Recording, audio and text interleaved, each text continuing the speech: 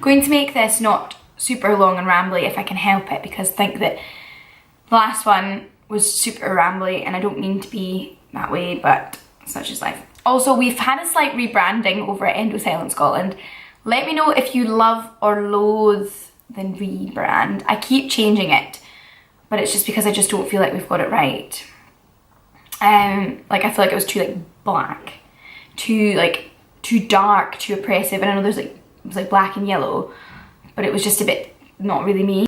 Ooh. Okay, so all these questions were taken from Instagram. Let's go for it. Is endo often misdiagnosed as IBS? Yes, I feel like this happens a lot to people. I think that it's because there's quite a crossover in the symptoms. You know, chronic abdominal pain and pain on the toilet are all quite intertwined with endometriosis pain and just periods in general. I do find that like when one thing goes wrong in your kind of system down there, then it all kind of feeds into one another. Certainly for me, my endo is really, you know, it affects my bowel quite a lot. So I just get, you know, all the taboos in one: poo, sex, periods. So yeah, I think that what happens is it's not like when you kind of fall over and bang your knee and you know, okay, my knee is sore. We just kind of identify there's pain in this general area. And I actually don't know whether there's like, doctors sort of would rather acknowledge that it might be something to do with your poo than to do with your period. It might be like a battle of the stigmas, a battle of the taboos there, the taboos. Has my endo caused my IBS, or do, you know, am I just constipated? Is that what's giving me the pain? You know, is it a bowel issue? There's a crossover in my experience and in my opinion. Certainly I know for my next surgery, they're gonna have to have a bowel surgeon on hand because my bowel and my uterus are fused together.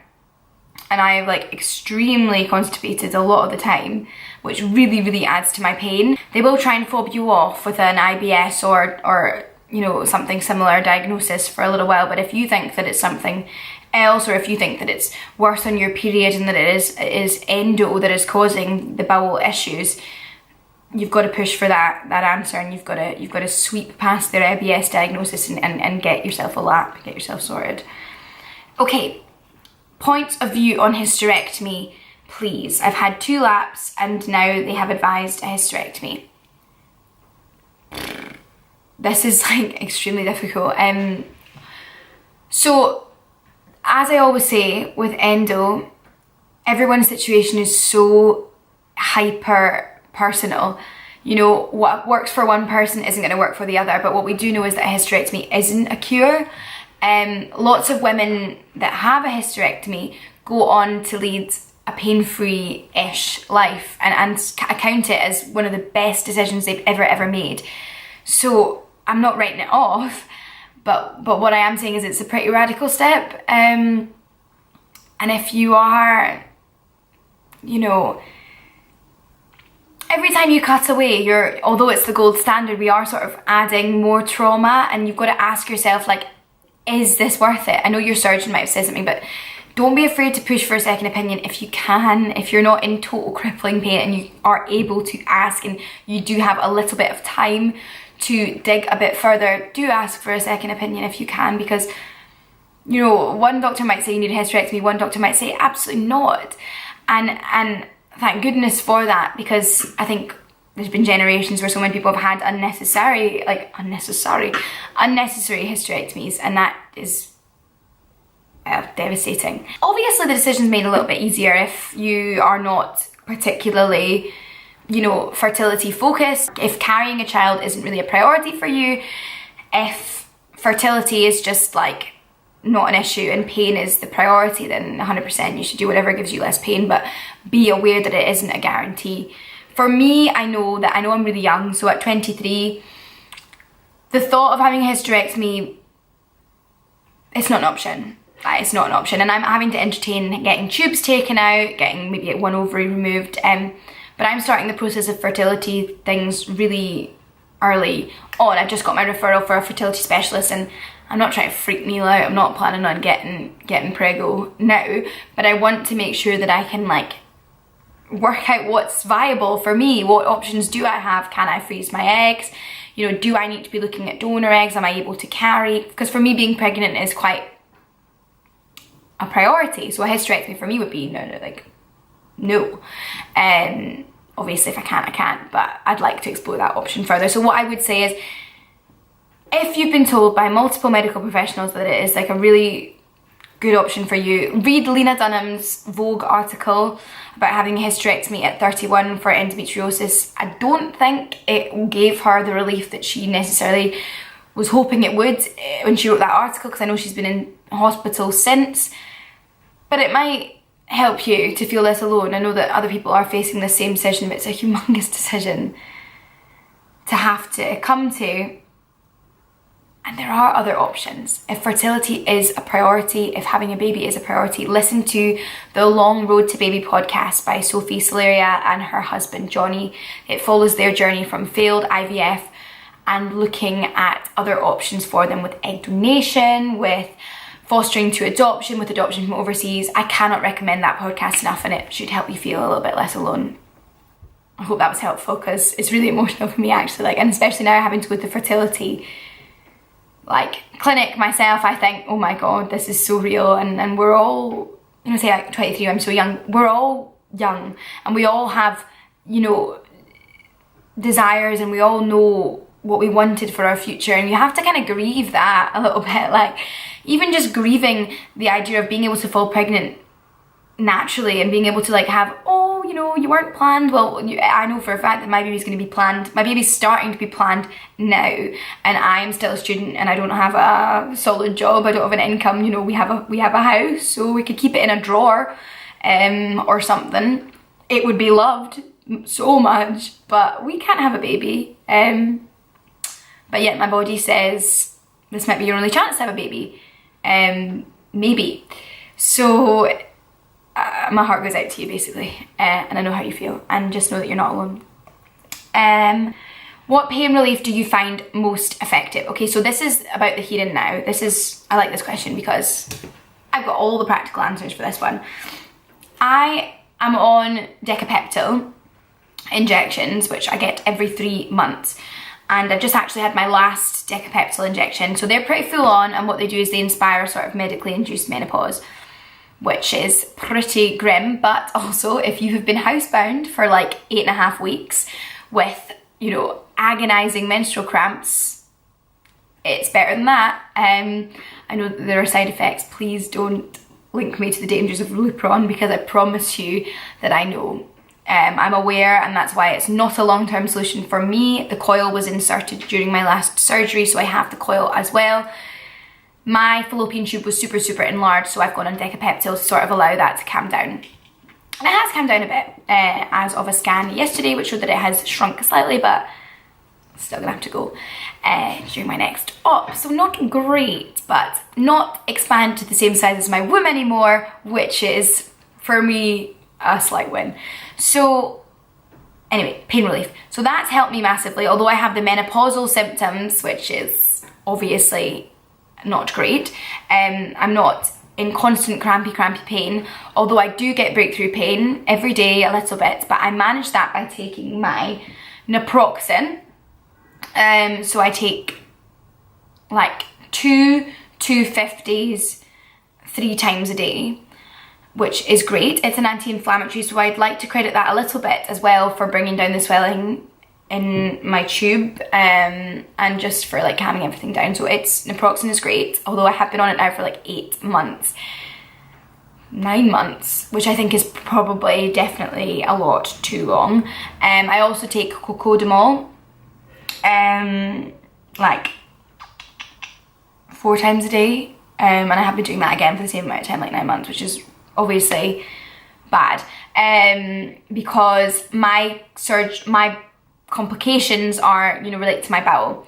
So we even had a discussion yesterday about how at my next surgery I will need to have a bowel surgeon on hand, Again, the talk of a stoma bag was thrown around, which is just like not something I can even retain right now. If it happens, it happens, and we'll deal with it. And you know, amazing people like Hannah Witten, thank goodness, normalising the stoma bag. BBC Social did an incredible video the other day, which I can also link because they're my peeps.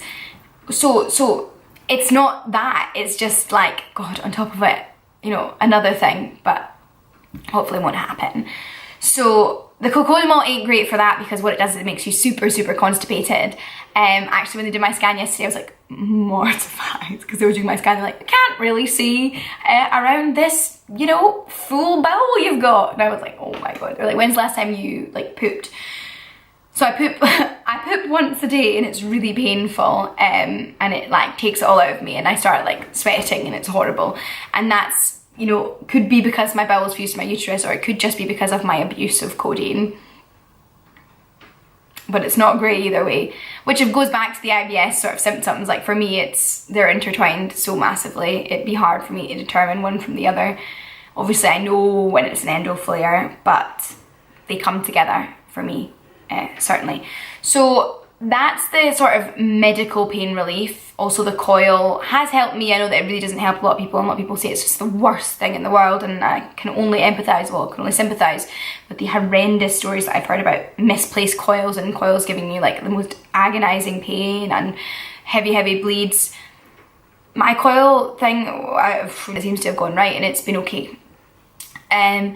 Then the other stuff is slightly more holistic. I'm big into the essential oils now, in terms of my, just like clearing my head, feeling chilled out. The Epsom salts in the bath, along with a little dot of frankincense, has really been a game changer for me. Lavender really helps with my pain relief as well, just like having a little dot of lavender on my, you know, sort of pressure points, I don't know, when I go to sleep is amazing for me. Lots and lots of peppermint tea, especially after a laparoscopy. Get that peppermint tea down you, because peppermint is really anti-inflammatory. It helps with all the gas. Yeah. Ginger, turmeric capsules, I take them as well. And heat and cold. So heat packs, constantly almost have one of those little sticky-on guys in my, like, just over my knickers, because the expensive ones you can put directly on the skin, the cheap ones you cannot, and they burn. So please, if you've been to Home Bargains like me and bought up the shop's worth of heat packs, please put pants on under them, because you will have burns and it's not worth it. That, and also the forehead like gel, and the migraine strips, just for when I'm pottering about the house and I feel pain. The combinations of extreme temperatures really do a lot for me.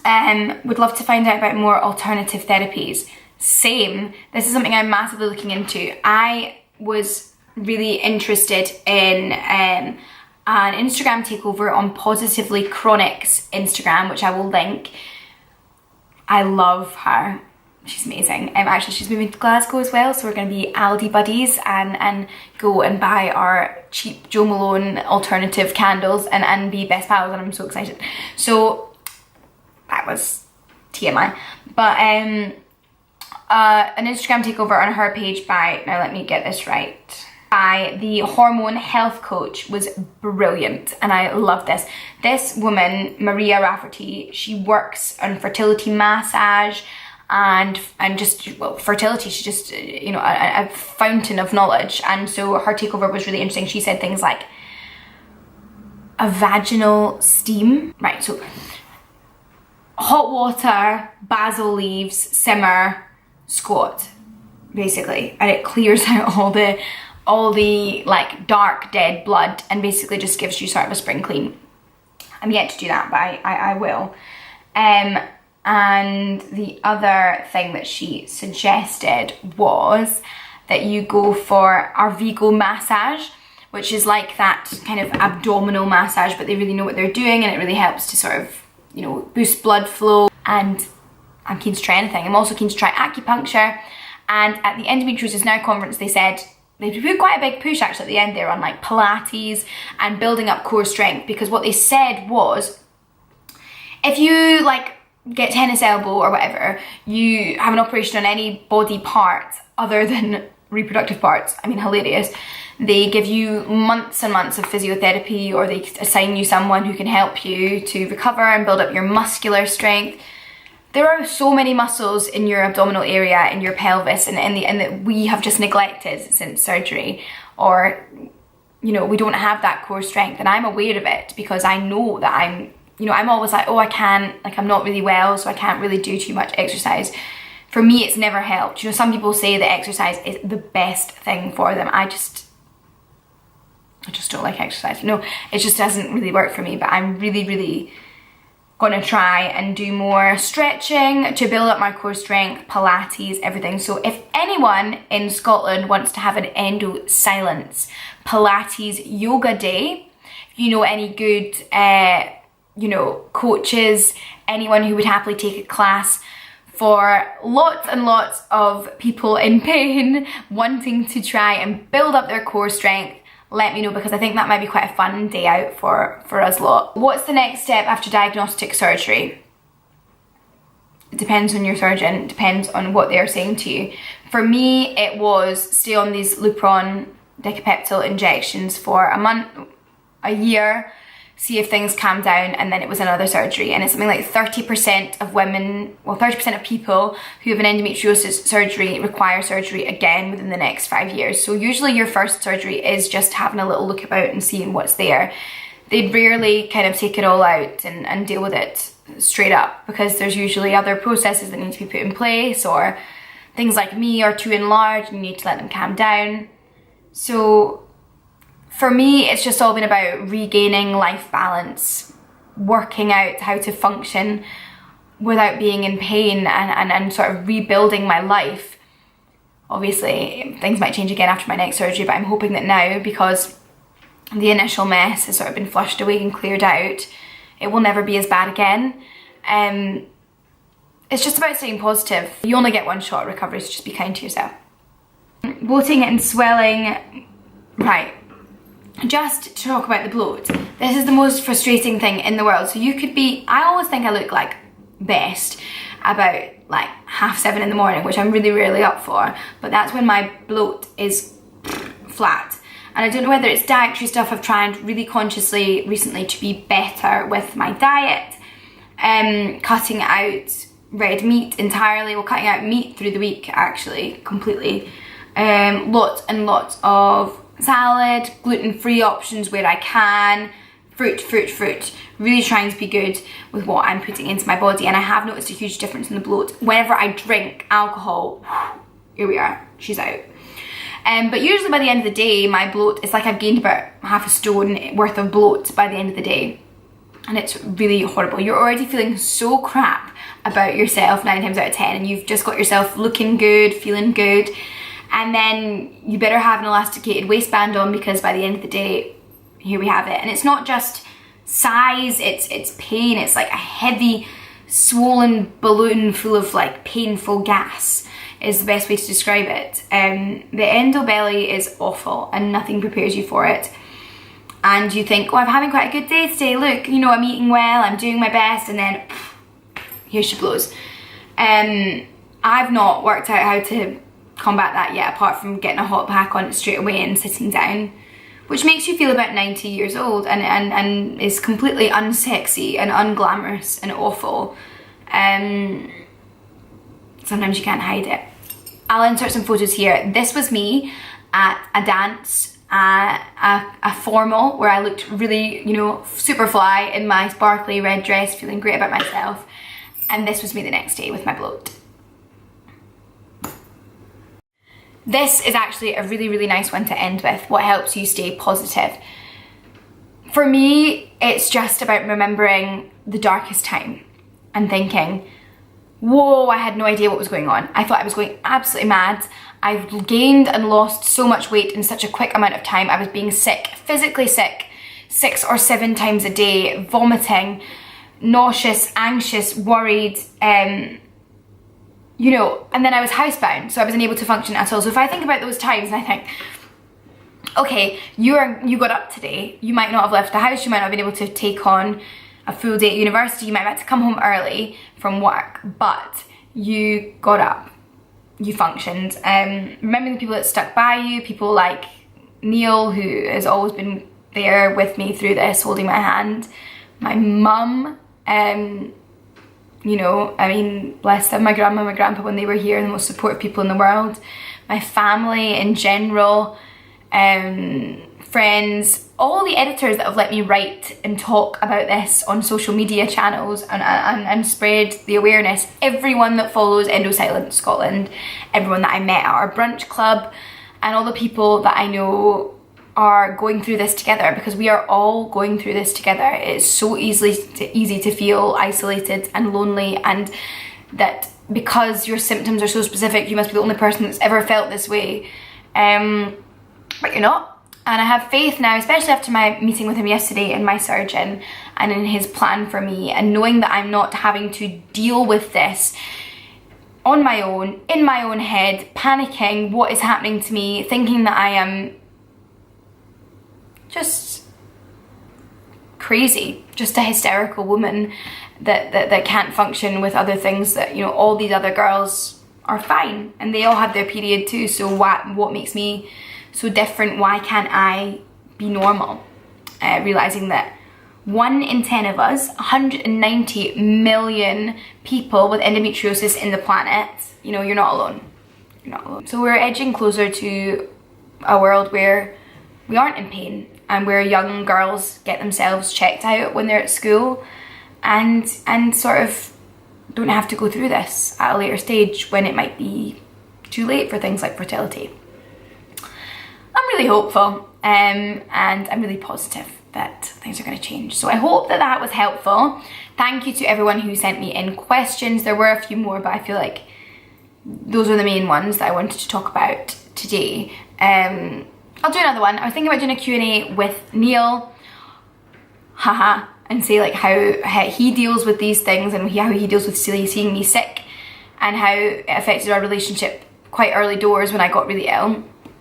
And I also want to do a video following my fertility journey, because I have just been referred to a fertility specialist in Glasgow, so hopefully I'll get my appointment soon and I can vlog that if you'd like, and just show you guys what is available, you know, here in Scotland for people going through fertility questions, and talk you through me getting the AMH, me getting the ball rolling with working out, are these eggs usable?